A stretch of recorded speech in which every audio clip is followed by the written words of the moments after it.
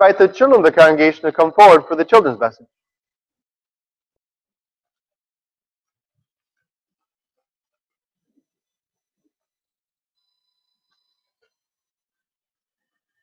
Good morning, boys and girls.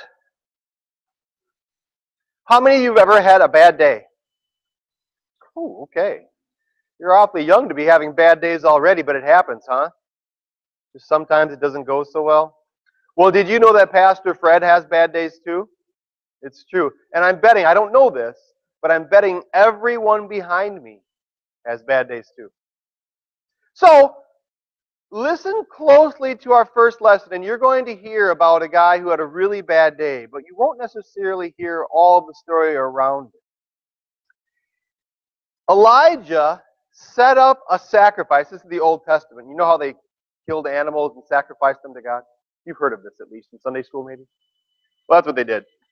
Well, they did this, and yet he didn't take fire and burn it up. He asked God to send fire from heaven to burn up the sacrifice for him, and he did it.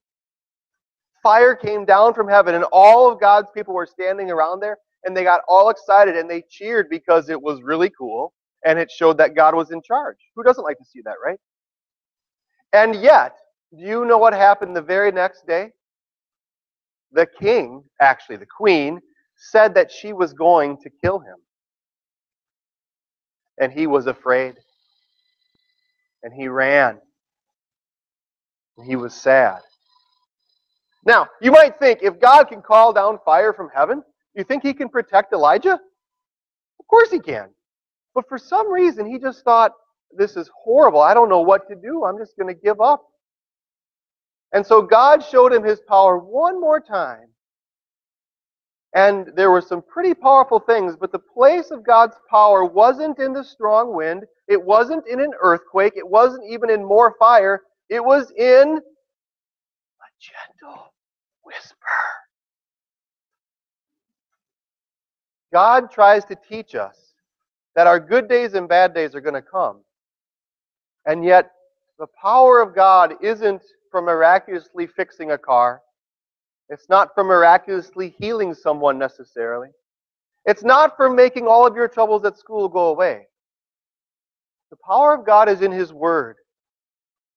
When He says, I love you. I forgive you.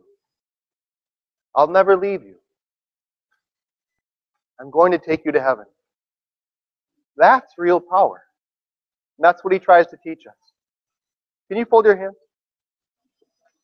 Dear Jesus, help us not to crave powerful outward acts, because those don't always help us.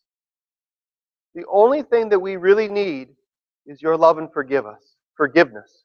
Help us to find that always in your word. Amen. You're excused to go back and sit with your parents.